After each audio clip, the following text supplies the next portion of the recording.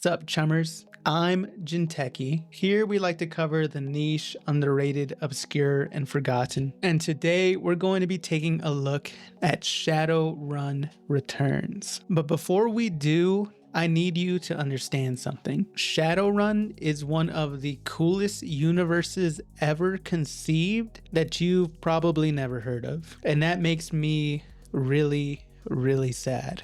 Honestly, I'm a little scared to do this intro because I feel like I'm not going to be able to do this world justice. Like, I'm not going to be able to get across to you how cool Shadowrun really is. I feel this immense weight on my shoulders right now, even though I'm probably talking to only like 10 people. But I want you 10 people to know how important Shadowrun is. And I'm probably just procrastinating with that last sentence. And this sentence, God, let's stop beating around the bush. What is Shadowrun? I'm going to give you a pretty oversimplified rundown of what we're dealing with here. Both because the world is pretty deep and pretty complex, I could probably go on forever about it, and because I'm going to be covering the plot of this entire game later on in this video anyway, so you'll get a better idea of what it means to go on a Shadowrun campaign when we go through that. Shadowrun is primarily a tabletop RPG. Think something like Dungeons and Dragons. And it's basically what you get when you cross something like Cyberpunk 2020 and Dungeons and Dragons. It's basically a cyberpunk fantasy love child. And the world building in Shadowrun is so strong that I geek out every single time I learn something new about it. Let me give you a very brief history on the world of Shadowrun, what they like to call the sixth world within the world of Shadowrun. And I'll be putting some pictures up so you can somewhat picture what I'm actually talking about. So imagine a world, again, I'm oversimplifying here, but imagine a world that's basically on its way to becoming something like what you'd see in Cyberpunk 2077 or Blade Runner if you prefer. But instead of going down that exact path, something incredible happens along the way. Magic returns to the world. And suddenly children are being born weird. Some are being born with pointy ears and tusks and horns and jagged teeth. They're what we call in the world of Shadowrun metahumans. So elves, dwarves, orcs, and trolls. You see, in the world of Shadowrun, magic has come and gone numerous times already.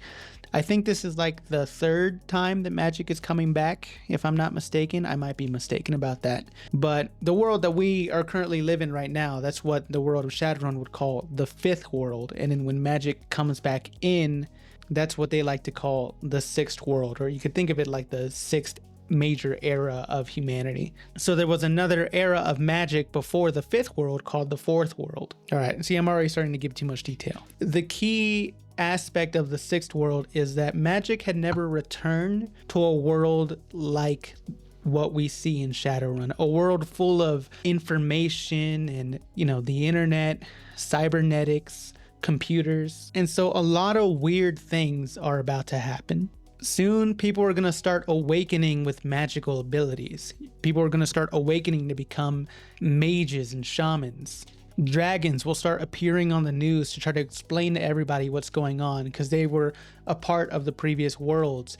And, dragons, while we're on the subject, what do dragons like to do in typical fantasy lore? They like to sit on hoards of piles of wealth. And well, in this world, what is one of the best, most abundant sources of wealth and easiest ways to just sit upon it and not do much with it? Become a CEO. So that's what a lot of dragons end up doing. Again, I'm oversimplifying. Dragons are complicated. Everything in this world is complicated. It's not just as simple as they all went to become CEOs, but a lot of them did. Native Americans actually started talking to and channeling all the spirits that they believed in. Entire countries like Mexico fell and the land was gobbled up by a bunch of megacorporations. The history of Shadowrun is way too involved for me to go into it in depth here. But I wanted to give you some small idea of how we got to the point that we did once we get into this game, Shadowrun Returns.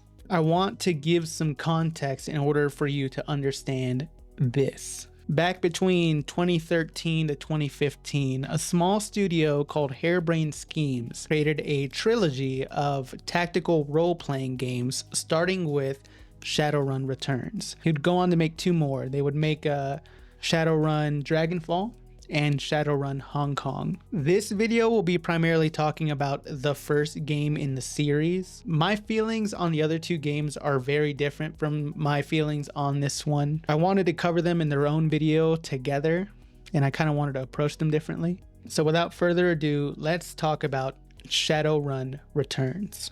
As I'll always try to do, let's start with the gameplay. Shadowrun Returns is a tactical, turn-based role-playing game. You'll start the game by creating a character both in race and class. I usually tend to gravitate to humans or elves, and I tend to either go with being a decker or a street samurai. I decided to mix it up for myself this time and play just a straightforward mage character, and since dwarves get a +1 to willpower, I decided to be a dwarf. And since I've been playing way too much Balatro lately, I opted to name my character Jimbo. After you create your character, the gameplay basically swaps between moments of narration and action, much like a pen and paper RPG. In the more narrative segments, you'll get to walk around, talk to NPCs, shop at vendors for weapons, spells, or cyberware with the money that you've acquired, and so on. A lot of the dialogue might also change depending on what race or etiquette you chose at the beginning of the game. And it's really the descriptions and dialogue here that brings this game and the world of Shadowrun to life. The writing does a great job of being both descriptive and evocative, as if you were reading a well-written story. For example, I'm going to read the opening crawl to you. Your apartment, 3 o'clock in the morning. It's got 4 walls, a roof, and isn't on fire. Even the cockroaches have fled in search of better accommodations. Not exactly a runner's dream pad, but right now it's about all you have left. Running the Shadows is all about feast or famine. One day you're Nova hot, working jobs that allow you to eat at 5-star restaurants. The next, well, you're here. This one's a famine for the ages.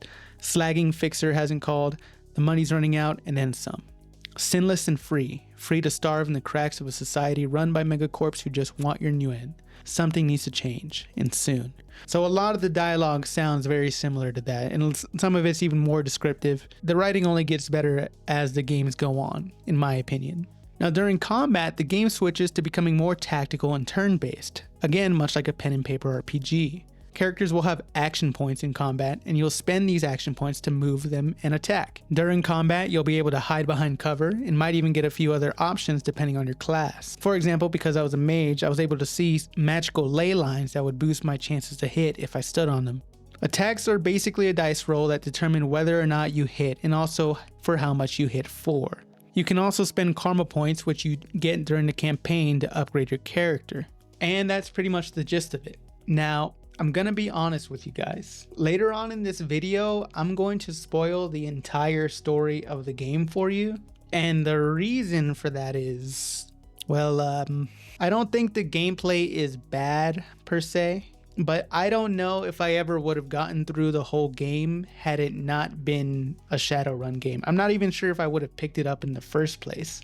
The gameplay is easily the weakest aspect of this game. It's a game that you mostly play for the story. I think the sequels do a better job at both the gameplay and story. But here, I think the gameplay just has a little too many problems in order for me to recommend. While I was replaying it, I kind of was just trying to get through it so I can make this video. It kind of felt like a bit of a slog, which is a shame because it ends up being sort of a barrier into this very cool world and very cool story of Shadowrun. Most of my issues with the story lie in the combat, which is funny because I kind of have that same problem with pen and paper RPGs as well. And Shadowrun's combat borrows a lot from pen and paper RPGs. Like, it tries more to be like a almost one-for-one recreation of kind of what it would feel like to play the pen and paper RPG, and it's not, I don't find it fun. I think it's the dice rolls in particular that really get on my nerves while I play the game. I think maybe it just takes a certain amount of maturity to accept moments like this or this. You know, I don't really mind this sort of thing if it's like a turn-based RPG where our characters are just like in a line attacking each other like in Final Fantasy or Persona. But I think when you add the terrain and the movement, it starts to annoy me because it's harder to stomach that one of my attacks just missed. Like, it's harder to accept that my sword swing just missed twice in a row against an enemy who is incapacitated and can't move.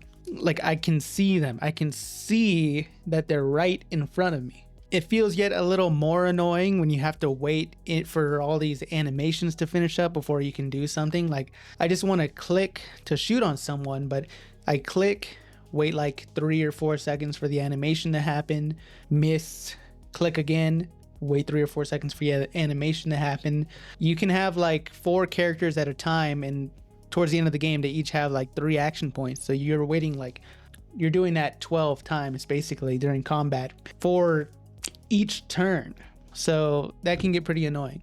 But the worst part is when there are no enemies on the screen or even in the same scene that I am. Like, I know there's no enemies on this floor anymore, and I'm just trying to get all my characters to the next floor to fight more enemies. But the game stays in combat mode, so now I gotta move all of my characters one at a time, or just keep on clicking skip and try to, but I still got to get all my characters into the next room. So I actually have to individually move them all one at a time, like 3 spaces. It just, like I said, combat is not it's probably my least favorite part of playing a game like Dungeons and Dragons as well.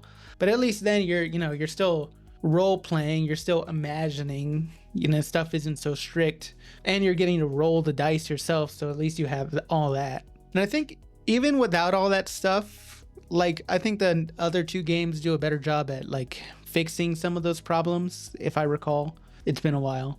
But even without all that stuff, like, the combat isn't super deep. Like, you're not looking for any like, cool game breaking combos. I mean, for the most part, most of the decisions are made pretty quickly, like, find cover, shoot, repeat, and most of the dice rolls are out of your control, right? So it's not a whole lot of deep thinking going on.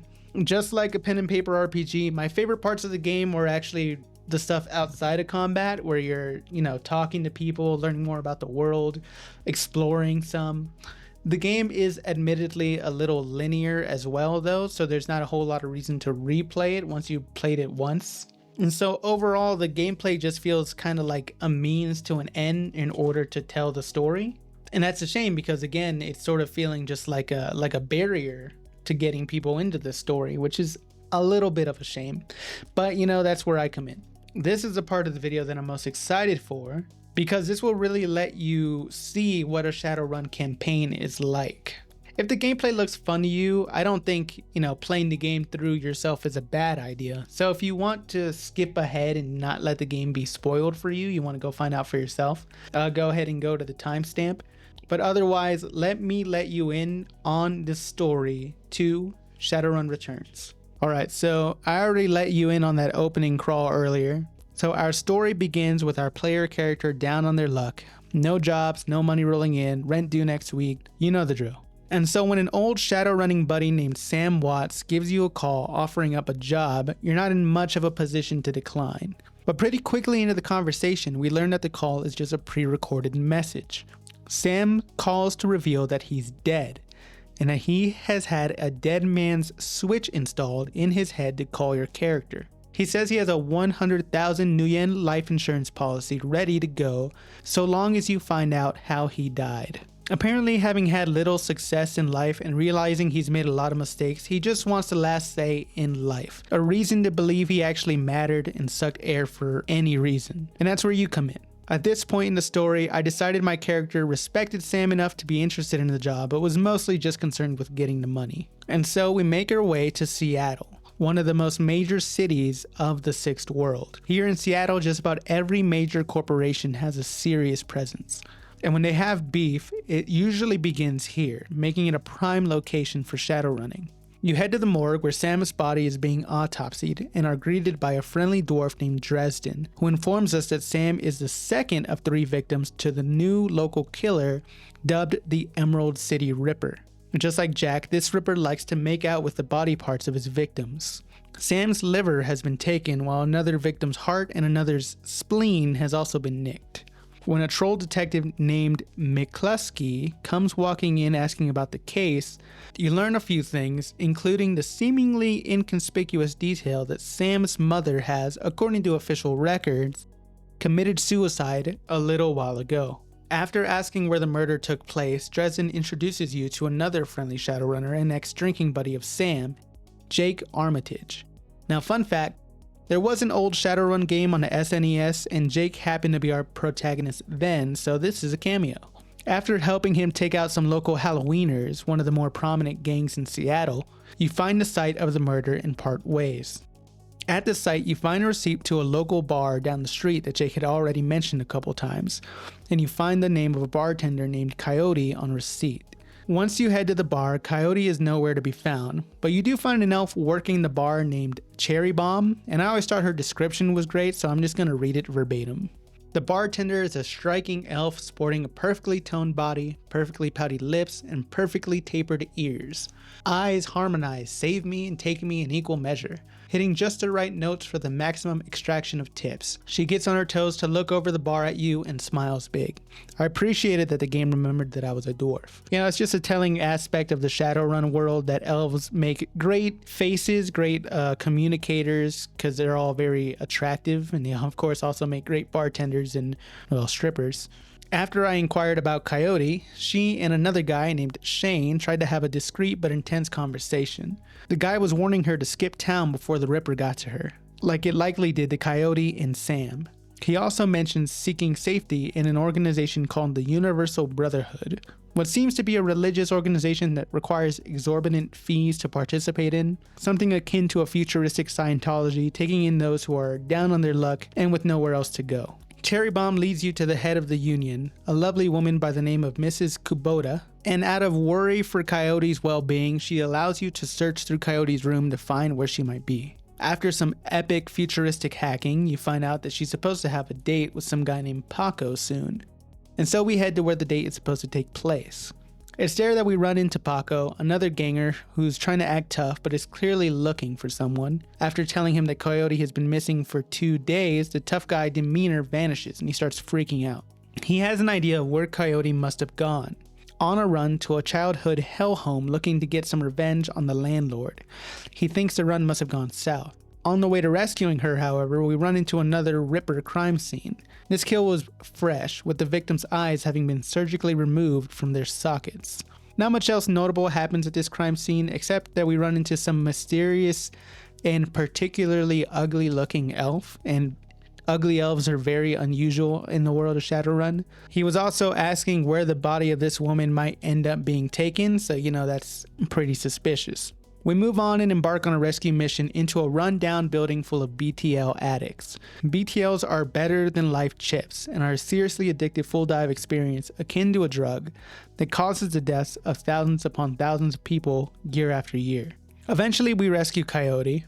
Luckily I had seen in her room that she inquired about zebra meat for the run. I bought some just in case, and it came in handy when it came to avoiding a confrontation with 2 hellhounds. We safely return Coyote to the bar where she gets patched up with a new cyber arm, and she tells us a little bit more about Sam.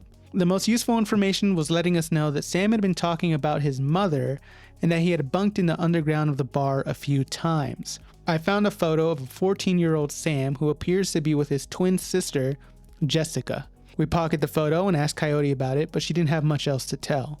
Luckily at this time I get a call from Dresden about yet another Ripper victim, so we head off to find out more. This kill took place at a NTSB warehouse, which is a real-life organization that investigates plane accidents. This kill seems a little different from the rest, with the previous victim's organs having been removed with surgical precision, and this latest victim appears to have had his organs removed more haphazardly. Here we get a crucial piece of information though. It turns out that this victim and the other victim whose heart had been stolen had both been organ transplants. While here, we find the victim's sister at the crime scene, a shaman who's trying to make contact with her brother's spirit to find out who did this in order to get revenge and put her brother's spirit to rest. Unfortunately, McCluskey barges in and kicks us off the crime scene before we can manage it, so we plan to make a run later on the site and try again. However, before we get a chance to do that, we go on a little side mission to help Coyote, who's been looking for her BTL addicted brother. She's found his location and we make a quick search and rescue run. Now, unfortunately for me, it didn't go very well. We found her brother but couldn't help him escape. Once we unslotted him, he opted to end it all rather than just deal with real life. I'm pretty sure there's a way to save him here, but I guess I just failed this time around. Right before the run began, Coyote let us know that she found Jessica's location and that we'd be headed to meet her once we got back. So upon our return, Jessica is awaiting for us and we learn that she's been living in a very different life from Sam. She seems well put together, wearing a nice expensive looking dress, looking clearly uncomfortable in this sort of environment. Jessica by this point seems tired of dealing with her family and asks us to just drop the case and leave it all alone. I've been pretty money oriented all game, so I ask if she can beat Sam's asking price, and of course she can't, which I find hard to believe, but whatever. So after some helpful questioning and learning more about her, I hire some muscle for the run back on the NTSB warehouse with Shannon Halfsky, the shaman from earlier. While there, we run into some rival Shadowrunners looking for some unrelated piece of valuable data that just happened to be at the same warehouse. We take them out, talk to the spirits of some dead children who died in a plane crash, and they give us a couple of leads saying that whatever did this was not directly of this world. They also made mention of an elf and a troll, the troll being very cybernetically enhanced, and mentioned that we can find a sample of the killer's blood. Once we find the blood, we bring it back to the Seamstress Union, the bar that we've been working out of, and the local Decker hotshots help us analyze and find a match in the matrix. The blood belongs to someone who the medical records called deceased, but if we assume that they faked their own death, it appears that they are now going by the name Dr. Holmes. So we set up a run to find where Dr. Holmes is working out of, and we end up confronting the ugly elf that we spotted earlier in the story. After mowing down his guards, we find him in a beastly cybernetic troll who he's using as a personal bodyguard, and we geek them both. Dr. Holmes was, without a doubt, the Emerald City Ripper, but after rummaging through his belongings, you find a very key detail insinuating that he may not have been working on his own accord. We learn that it wasn't just two people. Everyone who had been killed had had an organ donated to them. And even crazier, we find out that all the organs came from the same person, Sam's mother. This includes a liver that Sam's mom had donated to her son. We assume Sam's sister might be able to offer an explanation, so we head to the funeral where he and her mother are being buried together and confront Jessica. Coyote and Jake Armitage are also there. Now she pretty quickly loses her cool when she realizes we're on to her. And at the suggestion that her mother was an organ donor, she snaps back and calls everyone who took an organ from her to be a thief, and that her mother did not have a choice but to donate her organs to survive. All thanks to Sam and his horrible habits. She says Sam was nothing but a man who took an organ from his mother only to destroy it with more and more binge drinking. She and another woman, who we find out is a higher up of the Universal Brotherhood, and also has strong ties to another prominent organization, but more on that later, they run off, leaving us to deal with her security detail and some undead ghouls. After that, we make our way to the Brotherhood to confront Jessica once and for all. You do the usual finding key cards, sneaking your team inside, fight your way through some guards, and eventually you find Jessica holding a woman, Mary Louise, prisoner, while clacked out in some cult-like robes. After we release Mary Louise, she talks to this woman about how she could have been their queen, and after a little talk realized that Jessica is actually crazier than we initially let on. Like cult leader, we must evolve at any cost kind of crazy. And she sends a couple of immortal mutant spiritual demon bugs after you. Luckily, the woman happened to be a whiz at decking and helps you and your team escape. After arriving back at the hideout, of course, you've realized by now that you've gotten into something way deeper than you could have imagined. Luckily, a mysterious technomancer, someone who can hack computers using magic, rings you up. Having had some sort of tie to the woman we just rescued, he says that he knows of a way for us to get out of this mess. He says a corporation named Telestrian Industries was working on a formula for some sort of gas that could fight and kill exactly the sort of creatures that you had just faced. Now, pausing for a second, we should talk about Telestrian. In the world of Shadowrun, Telestrian Industries is an A-rated corporation. That's a very, very big, very prominent corporation. Not quite as big as like a AA or AAA corporation, but they still have a lot of serious power. The whole corporation is ran by a man named James Telestrian III, and the entire corp has huge ties to an elven nation called Tir Tangira. Hopefully I pronounced that right. Tir Tangira is an elven nation controlling most of what was Oregon, parts of Nevada, and Northern California. Just about every major seat within the corporation is held by a Telestrian, which is important if you recall that woman who was with Jessica earlier, her name was Lynn Telestrian. Anyways, you do the run on the corporation, but it doesn't exactly go according to plan. Since the lock to the main office can't be accessed from the Matrix, it's decided that you'll just stay overnight, disguise yourself as a janitor, and try to finish the job during the day. Once you do, however, McCluskey is waiting to ambush you at the bottom of your escape and takes you on a one-way trip downtown to speak to James Telestrian III directly. Also, during that run, we learned a little fun fact that Melinda Watts just happened to have a little fling with the father of the current CEO of Telestrian Industries, meaning that Sam and Jessica have blood relations to the Telestrians despite not being elves themselves. After meeting with the Telestrian CEO, a few things click into place. One, Mary Louise, the girl that we saved from Jessica earlier, just happened to be the CEO's daughter. Because Jessica required a blood relative for the ritual, Mary Louise happened to be a perfect candidate. How she came to find out about their relations to the Telestrians is unknown, but maybe Lynn Telestrian had something to do with it. She also mentions a man named Hakeem, who we presume to be the Baron Samedi technomancer who tipped us off about Aegis in the first place. Aegis being the formula that we were looking for. Since we saved his daughter's life, Telestrian III is inclined to let us live another day despite tearing apart one of his facilities, and he takes us to a committee he's been building to address this exact situation. This committee consists of some of the bigger players in the world of Shadowrun, some of who were around for the previous ages of Magic. One is a representative of one of the great dragons and also one of the richest individuals in this world, Lofear, the CEO of one of, if not the biggest corporation in the world at the time, a man named Harlequin, Algernon, a man who was selling me spells back at the Union, and of course Mr. Telestrian himself. The committee explains that these insect spirits have invaded before in a past magical cycle, and that the great dragon knew the insects would return eventually. The bugs we saw were just the beginning. The hive will soon attempt to call upon their queen, who will burst forth with a plethora of cross-dimensional insect spirits and will infect, consume, and repeat, leading to an all-out invasion. Now, Project Aegis was intended to counteract just them by being formulated using their own brand of cross-dimensional bacteria. This leads to probably my favorite line in the entire campaign, where your player character explains, "So Aegis is just a multi-dimensional bug spray?" You set up a team with one last run. Mine consisted of Coyote, Harlequin, and a Telestrian guard, so I'd have at least 3 bug sprayers. You infiltrate the Universal Brotherhood, confront Jessica and Lynn, the latter of whom is now willingly offered herself up as the vessel for the return of the Queen.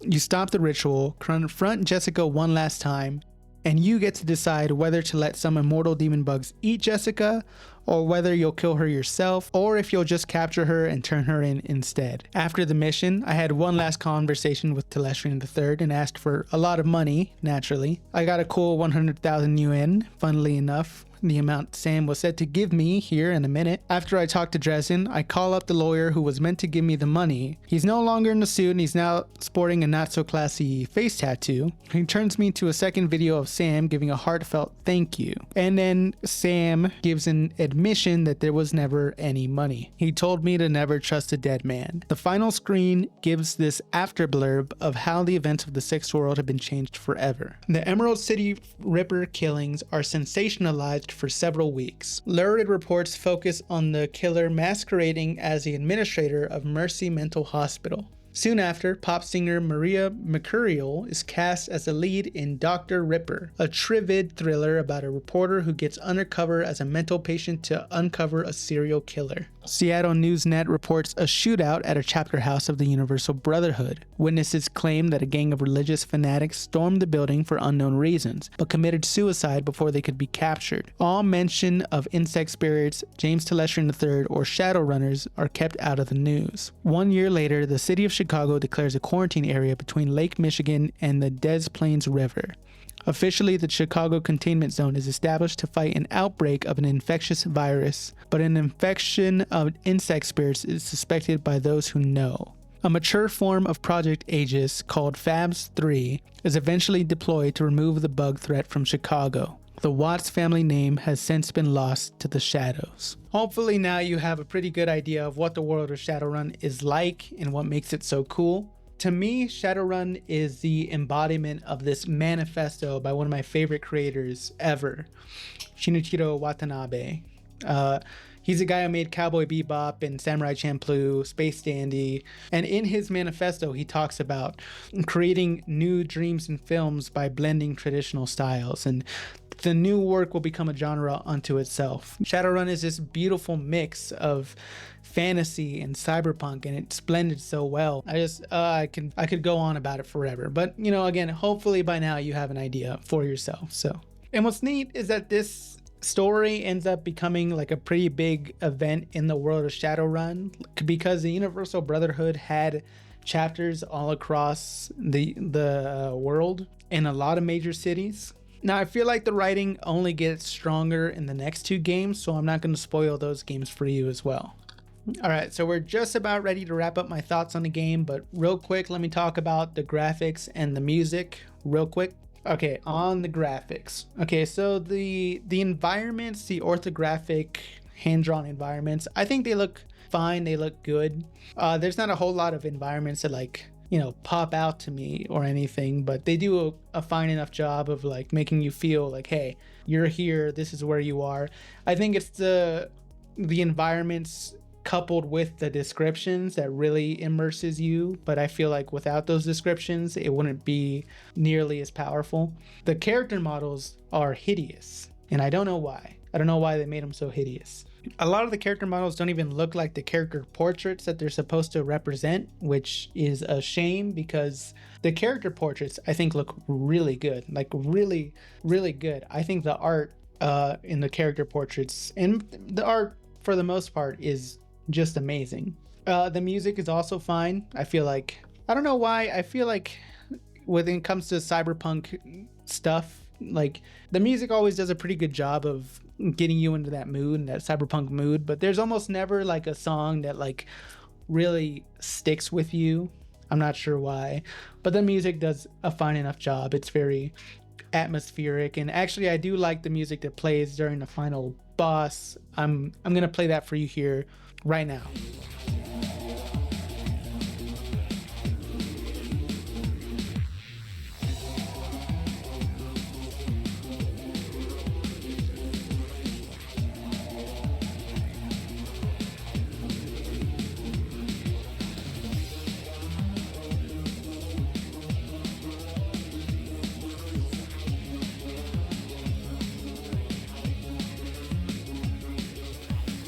Okay, time for my overall thoughts. And here it is. If you thought that the story was cool, the story that I just described, if you thought that that was interesting, if the world of Shadowrun looks interesting to you, go on and play Shadowrun Dragonfall and or Shadowrun Hong Kong.